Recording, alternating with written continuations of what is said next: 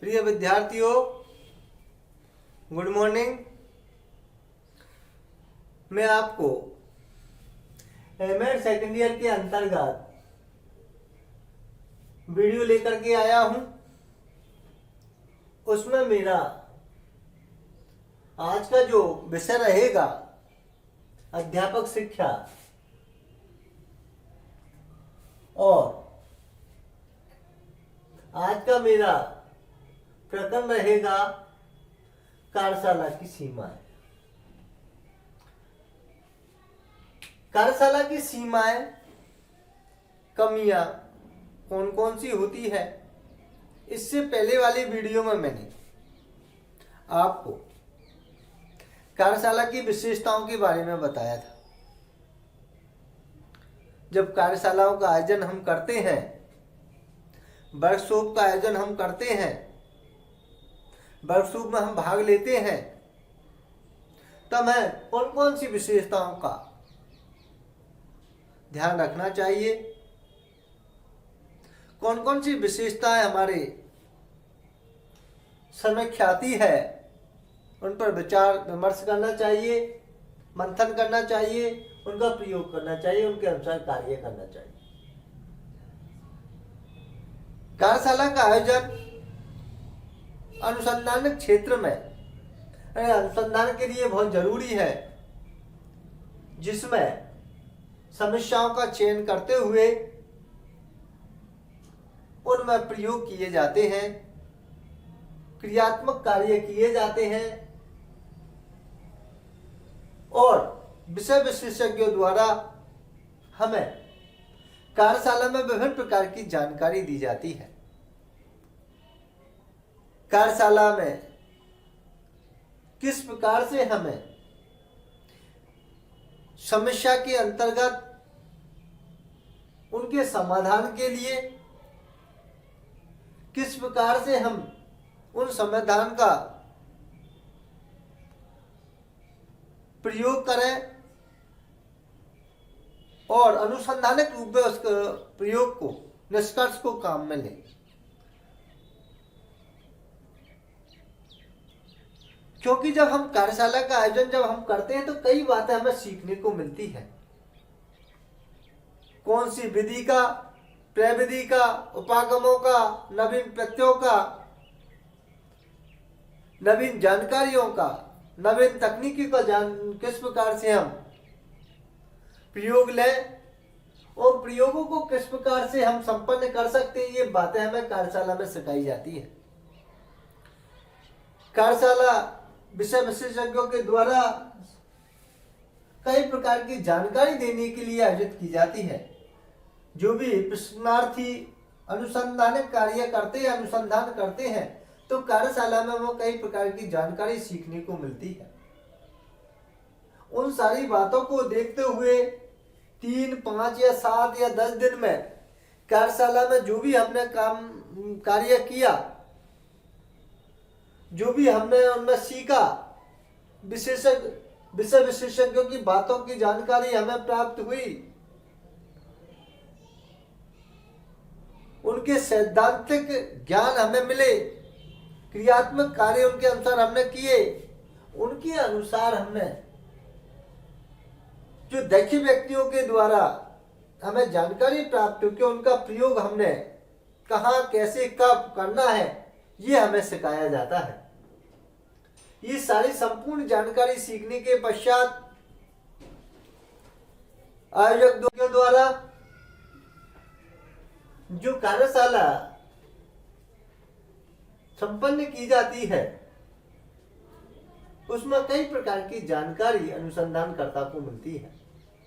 अब हम बात करते हैं सीमाओं की। कार्यशाला की सीमाएं कौन कौन सी होती है, उन सीमाओं के अंतर्गत अगर हम बात करें तो कार्यशाला जब हम आयोजन करते हैं, उनको संपन्नता की ओर ले जाते हैं, उनकी व्यवस्था करते हैं, विशेषज्ञों को बुलाते हैं, तो कई प्रकार की जो कमी हमें देखने को मिलती है वो है अत्यधिक समय की आवश्यकता। कार्यशाला में अत्यधिक समय की आवश्यकता हमारे सामने होती है। कार्यशाला 3 से 10 दिवस के अंतर्गत संपन्न की जाती है। 3 दिवसीय, 5 दिवसीय, 7 दिवसीय, 10 दिवसीय। इसमें किसी समस्या पर विचार मंथन के लिए या कार्यशाला के लिए कई प्रकार हमें समय की आवश्यकता होती, जो कि हमारे लिए समय बहुत कम रहता है। और जब बाहर से विषय विशेषज्ञ हम बुलाते हैं, इस कार्यशाला को संपन्न करने का प्रयास हम करते हैं, आयोजन जब हम इसका करते हैं, तो कई प्रकार की परेशानी हमारे सामने आती है। वो है अत्यधिक समय की आवश्यकता। इतना समय किसी के पास नहीं होता, और जब ज्यादा समय किसी कार्य में लगता है तो नीरसता की भावना भी इसमें उत्पन्न होने लग जाती है। इसलिए ये भी एक कमियों के अंतर्गत आती है, क्योंकि कम ज्ञानवर्धन में अधिक समय लगना ये भी एक कमी है, क्योंकि ज्ञानवर्धन की बातें कम होती है और समय फिजूल खर्ची इसमें ज्यादा होता है। तो ये सीमाओं के अंतर्गत हम इसको ले सकते हैं। तो अत्यधिक समय की आवश्यकता भी इसमें ज्यादा रहती है, क्योंकि कई प्रकार के जो हमारे जो प्रोग्राम उसके अंतर्गत रखे जाते हैं, उस प्रोग्राम के अंतर्गत दिन में कई प्रकार के समय का निर्धारण हम इसमें कर देते हैं। कौन कौन सी पारी में कौन कौन से विशेषज्ञों द्वारा कार्यशाला में कौन सी जानकारी दी जाएगी, ये बात है। इसलिए अत्यधिक समय की आवश्यकता भी इसमें एक सीमाओं के अंतर्गत आती है। अरोचकता, अरोचकता भी हमारी दूसरी कमी इसके अंतर्गत मानी जाती है। जब हम कार्यशाला का आयोजन हम करते हैं, तो अरोचकता भी हमारे जो अनुसंधानकर्ताओं में आ जाती है। रोचकता उत्पन्न नहीं होती, नीरसता उसमें उत्पन्न होने लगती है, क्योंकि समूह के रूप में हम जब किसी कार्य को करते हैं, तो व्यक्तियों को इकट्ठे होने में भी या विषय विशेषज्ञों के विचार विमर्श के संबोधन में भी कई प्रकार के समय लग जाता है। और जिस उद्देश्य के अंतर्गत हम कार्य करने के लिए आए हैं, जिस प्रकरण में हम समस्या का चयन करते हुए समस्या के समाधान के लिए हम आए हैं, वो समाधान हमारा निकलता हुआ वह नजर नहीं आता, तो अरोचकता हमारे सामने उत्पन्न हो जाती है। ऐसी भावना हमारे मन में आ जाती है, अरोचकता की भावना। तो इसमें भी कई प्रकार की कमियां हमें नजर आती है। अरोचकता की कमी, अनुसंधानकर्ता अरोचकता उत्पन्न करता है, तो ये भी एक सीमाओं के अंतर्गत हम इसको मान सकते हैं। अगर हमें रोचकता उत्पन्न करनी है, तो शेड्यूल समय के अनुसार हमें कार्यशाला का आयोजन करना चाहिए।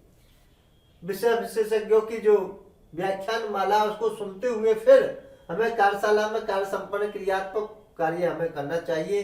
खुद हाथों से हम उसका प्रयोग करें, किस प्रकार से उपकरणों का उसमें प्रयोग करें, नवीन तत्वों को हम किस प्रकार से समाहित करें, ये सारी चीजें इसके अंतर्गत हमें देखने को मिलती है। लेकिन जब हम कमियों में बात करते हैं, अरोचकता भी हमारे सामने उत्पन्न हो जाती है। ये भी एक बात है। तीसरा है ज्ञानात्मक अधिक क्रियात्मक कम। तीसरी अगर हम कमी की बात करें, तो ज्ञानात्मक अधिक और क्रियात्मक कम उसमें माना जाता है, कि ज्ञान का जो सैद्धांतिक पक्ष है वो अधिक होता है। जो भी कार्यशाला में हम विषय विशेषज्ञों को बुलवाते हैं, उनमें ज्यादा हमारा समय लग जाता है। कई प्रकार से उनके व्याख्यान सुनने में ज्यादा समय लग जाता है, कई प्रकार की वो जानकारी देते हैं उसमें ज्यादा समय लग जाता है, कई प्रकार की हमें जानकारी या कार्यशाला में वो बताते हैं उनमें ज्यादा समय लगा जाता है। तो हमें सैद्धांतिक जो है ज्ञानात्मक पक्ष पर अधिक जो बल है वो उसमें अधिक दिया जाता है, क्रियात्मक पक्ष पर बल कम दिया जाता है। अगर हम क्रियात्मक पक्ष पर अगर हम ज्यादा बल देंगे तो हमें सीखने को मिलेगा, खुद उस कार्य को करेंगे, कार्यशाला में उस चीज को हम संपन्न करने का प्रयास करेंगे, ये कम हमें दिखाई देता है, तो ये भी एक कमी हमें नजर आती है। इसलिए ये कमी के अंतर्गत है क्रियात्मक कम। ज्ञानात्मक अधिक और क्रियात्मक कम, ये भी एक सीमाओं के अंतर्गत हम ले सकते हैं, तो ये भी कमी के अंतर्गत हमारी मानी जाती है। इसलिए अनुसंधानकर्ता जो भी अनुसंधान कर रहा है, जो भी समस्या का चयन करने के लिए आया है, समस्या के समाधान के लिए आया है, और अनुसंधान के अंतर्गत कार्यशाला में उस समस्या के समाधान के लिए, तथ्यों को सीखने के लिए, उपकरणों का प्रयोग करने के लिए, किस प्रकार से उस समस्या का समाधान वो कर सके, ये जानकारी प्राप्त करने के लिए आया है, तो वो इन ज्ञानात्मक पक्ष को अधिक सुनता है, क्रियात्मक पक्ष को कम प्रयोग में लेता है। तो ये भी एक कमी इसके अंतर्गत आती है। तो हमें इन कमियों को हमें दूर करना चाहिए, ये भी एक सीमाओं के अंतर्गत माना जाता है। क्रियात्मक कार्य इसमें ज्यादा होना चाहिए। विशिष्ट सामग्री की आवश्यकता, विशिष्ट सामग्री की आवश्यकता भी हमें इसके अंतर्गत मानी जाती है, क्योंकि जब हम कार्यशाला की सीमाओं की बात करें तो विशिष्ट सामग्री की हमें आवश्यकता होती है। विशिष्ट सामग्री उपलब्ध नहीं हो पाती, कई प्रकार के नई तकनीकी जो साधन है वो उपलब्ध नहीं हो पाते, ताकि हम उस कार्यशाला को ठीक प्रकार से संपन्न नहीं कर पाते, ठीक प्रकार से हम दक्ष तरीके से चीजों को नहीं सीख पाते, क्योंकि विशिष्ट सामग्री जब हमारे पास उपलब्ध नहीं होगी तो सही जानकारी हमें प्राप्त नहीं होगी।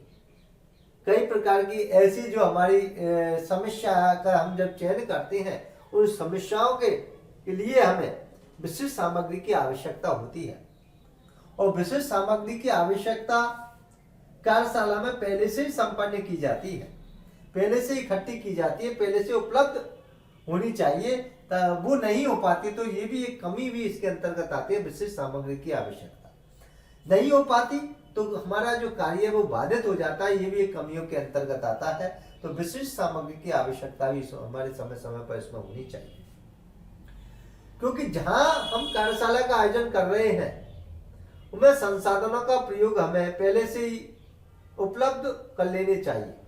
अगर हमारे पास संसाधन नहीं है, संसाधन की जहां आवश्यकता है वो संसाधन हमें मिलने चाहिए, वो संसाधन नहीं मिल पाते, इससे विशिष्ट सामग्री की आवश्यकता भी एक कमी इसके हमारे सामने आती है, ये भी एक कमियों के अंतर्गत है। अगला है विशिष्ट दक्ष व्यक्तियों की आवश्यकता। हमें देखने को मिलता है कार्यशाला में, जब ऑर्गेनाइजर कार्यशाला का आयोजन करता है तो दक्ष व्यक्ति वहां पर नहीं होते। विशिष्ट दक्ष व्यक्तियों की आवश्यकता वहां पर होती है, लेकिन वो नहीं होती। जिस उद्देश्य से हम कार्यशाला में भाग लेने के लिए आए, सहभागी कार्यशाला में आते हैं, प्रतिभागी कार्यशाला में आते हैं, कार्यशाला में कुछ सीखने के लिए आते हैं, उस सीखने के अंतर्गत दक्ष व्यक्तियों के द्वारा उनको कई जानकारियां दी जाती है, कई जानकारियों के अंतर्गत उनको कई बातें बताई जाती है। वो कार्यशाला में कई प्रकार के शोध कार्यों को सीखता है, अनुसंधान कार्यों को सीखता है, अनुसंधान की विधि प्रविधियों की जानकारी वो प्राप्त करता है, किस प्रकार से उनका प्रयोग करना है, किस प्रकार से उनको संपन्न उसमें करना है, किस प्रकार से नवीन जो प्रत्यय है उनको हमें प्रयोग करना है, नवीन संसाधनों का प्रयोग, नवीन टेक्निक का प्रयोग भी हमें किस प्रकार से करना है, ये सब जानकारी है विशिष्ट दक्ष व्यक्तियों के द्वारा बताई जाती है, लेकिन ये हमारे पास उपलब्ध नहीं होती। तो ये भी एक कमी हमारे अंतर्गत आती है। तो ये कार्यशाला में हमें भी इसमें सुधार करना चाहिए कि दक्ष व्यक्तियों को हमें कार्यशाला में बुलाना चाहिए और समय के अनुसार विषय विशेषज्ञों की जानकारी, जिस प्रकार की समस्या है विषय विशेषज्ञ उस समस्या पर अपने विचार मंथन करें और कार्यशाला का आयोजन करें, ताकि सहभागी प्रतिभागी जो भी इसमें भाग ले रहे उनकी बातों को, उनकी बताई हुई बातों को सीख सके और अपने अनुसंधान में उसका प्रयोग कर सके।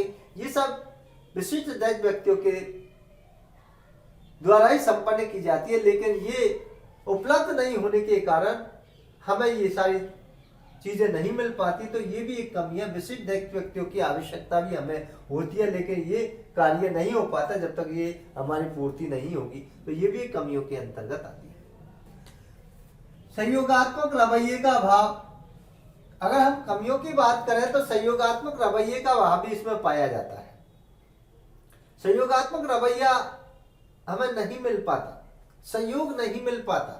जिस प्रकार हम कार्यशाला का आयोजन करते हैं, जिस प्रकार की कार्यशाला का हम प्रयोग या उपयोग लेते हैं, संपन्न करने का प्रयास करते हैं, उसमें हमें जो सहयोगात्मक रवैया मिलता है, समूह की भावना हमें उसमें उत्पन्न होती है, सहभागिता उसमें अपनाई जाती है, सब मिलकर के उस कार्य को करते हैं, वो इसमें सहयोगात्मक रवैया हमें देखने को नहीं मिल पाता।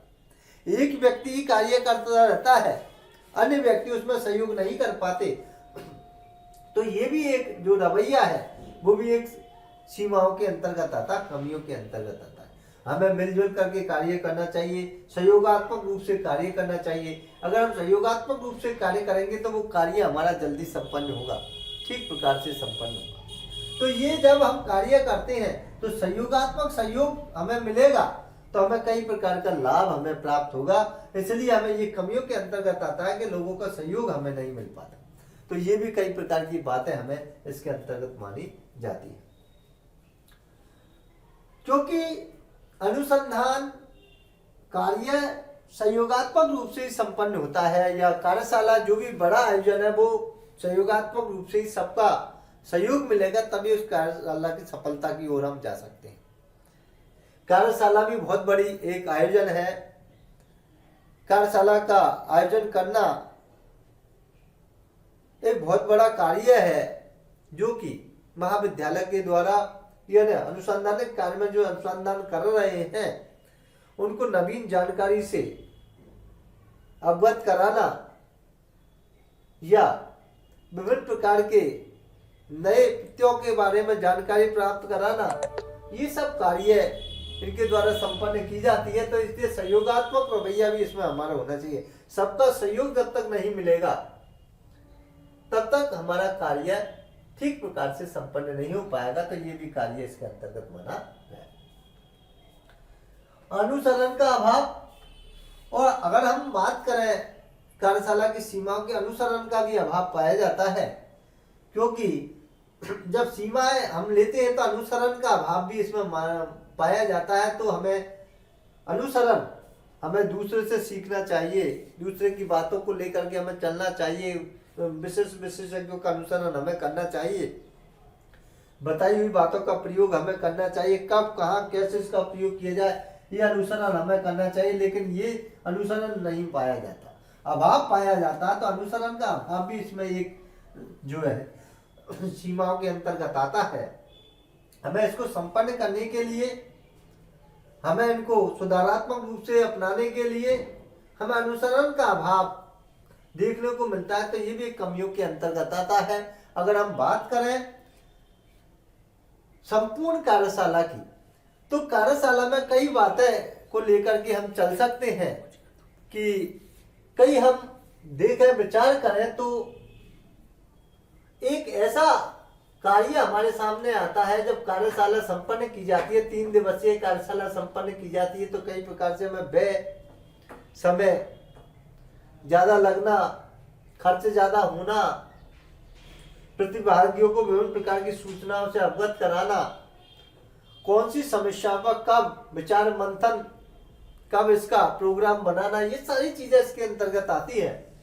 वो प्रोग्राम के अंतर्गत हम इसमें कई बातों को लेकर के हम कार्यशाला का आयोजन करते हैं। तो जब हम कार्यशाला को आयोजन करते हैं तो कई बातें का निष्कर्ष रूप में हम इसका प्रयोग कर सकते हैं। तो विशेषताएं, उपयोग, गुण जब इसका आता है तो कई प्रकार के इनके साथ साथ दोष भी चलते हैं। किसी कार्य को संपन्नता की ओर जब हम ले जाते हैं तो अच्छाई के साथ साथ बुराई भी हमारे इसके अंतर्गत आती है। अगर सीमाओं को हम सार रूप में देखें तो ये बातें हमारे सामने आती है कि इसमें अत्यधिक समय की आवश्यकता है। अगर हमारे पास ज्यादा समय है उसको हम अच्छी तरह से संपन्न कर सकते हैं, लेकिन आज के युग में समय की आवश्यकता सबसे ज्यादा है। किसी के पास समय नहीं होता, तो ये भी सीमाओं के अंतर्गत है। अत्यधिक समय ज्यादा लगता है, ये भी एक कमियों के अंतर्गत है। अरोचकता भी इसमें उत्पन्न हो जाती है जब हम कई बातों को सीखने के लिए आए लेकिन वो बातें हमारे इसमें नहीं संपन्न हो पाती या नहीं सीख पा रहे हैं, तो कई प्रकार की अरोचकता भी हमारे कार्य में आ जाती है। तो ये भी एक कमियां है। ज्ञानात्मक अधिक और क्रियात्मक कम।